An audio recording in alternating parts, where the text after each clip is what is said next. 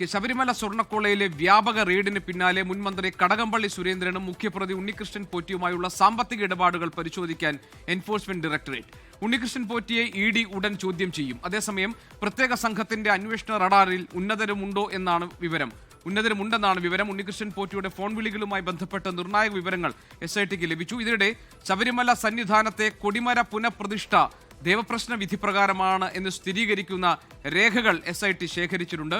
കൊടിമരം മാറ്റാൻ കാരണമായത് അനധികൃതമായി പെയിന്റ് അടിച്ചതും ജീർണതയും കാരണമെന്ന് വ്യക്തമാക്കുന്ന ദേവപ്രശ്ന ചാർട്ട് 24-ന് ലഭിച്ചു.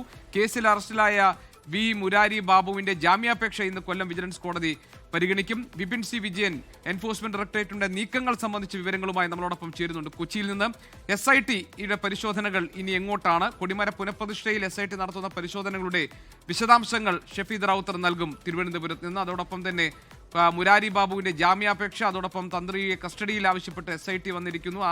അതിന്റെ വിശദാംശങ്ങൾ അരുൺരാജ് കൊല്ലത്ത് നിന്ന്, അച്യുതൻ ഡൽഹിയിൽ നിന്ന്, വാസുവിന്റെ ജാമ്യാപേക്ഷ സുപ്രീം കോടതിയിൽ എത്തിയിട്ടുണ്ട്. അതിന്റെ വിവരങ്ങൾ നൽകും.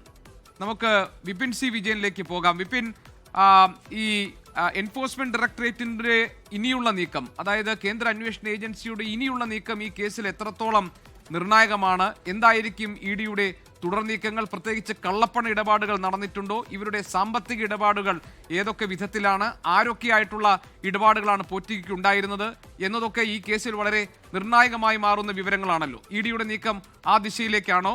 എന്തൊക്കെയാണ് നമുക്ക് ലഭിക്കുന്ന വിവരങ്ങൾ?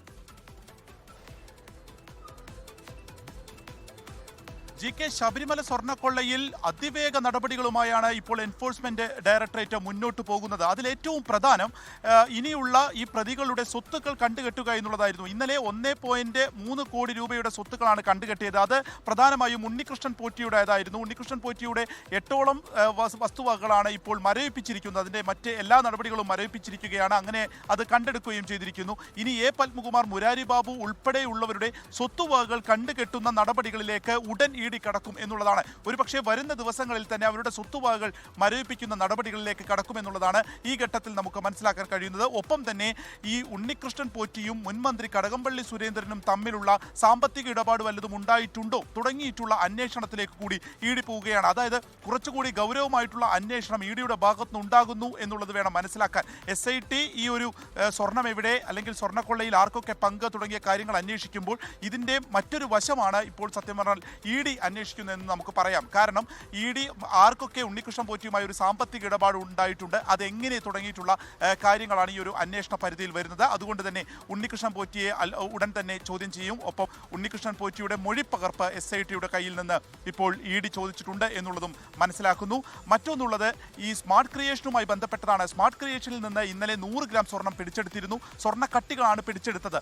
ഇത് അവിടെ കണക്കിൽപ്പെടാത്ത സ്വർണ്ണമായിരുന്നു. ഇത് ഏത് ക്ഷേത്രത്തിലേതാണ്? അതായത് ശബരിമലയ്ക്ക് പുറമെ മറ്റ് ക്ഷേത്രങ്ങളിലെ സ്വർണവും അവിടെ വേർതിരിച്ചിട്ടുണ്ട് എന്നുള്ള വിവരമാണ് ഇഡിക്ക് ലഭിച്ചിരിക്കുന്നത്. അങ്ങനെയാണെങ്കിൽ ഈ സ്വർണം എങ്ങനെ എത്തി, എവിടുത്തെ സ്വർണ്ണമാണ് തുടങ്ങിയിട്ടുള്ള കാര്യങ്ങളിലാണ് അന്വേഷണം നടക്കുന്നത്. ഈ ശബരിമലയിലെ സ്വർണം അവിടെ എത്തിച്ച സമയത്ത് മഹാരാഷ്ട്രയിൽ നിന്നുള്ള ഒരു സംഘമാണ് ഇത് വേർതിരിച്ചത് എന്ന് മനസ്സിലായിട്ടുണ്ട്. ആ സംഘത്തിലേക്ക് കൂടി ഇഡിയുടെ അന്വേഷണം പോവുകയാണ്. അവിടെ നിന്ന് പിടിച്ചെടുത്ത രേഖകളുടെ വിശദമായ പരിശോധനയാണ് ഇഡി ആസ്ഥാനത്ത് പുരോഗമിച്ചുകൊണ്ടിരിക്കുകയും ചെയ്യുന്നത്. ലോകത്തെവിടെയായാലും ഏത് സമയത്തും 24 വാർത്തകളും ഓഗ്മെന്റഡ് റിയാലിറ്റി പാക്കേജുകളും എക്സ്പ്ലെയിനറുകളും വിശദമായി കാണാൻ ഞങ്ങളുടെ യൂട്യൂബ് ചാനൽ നിങ്ങൾക്ക് സബ്സ്ക്രൈബ് ചെയ്യാം.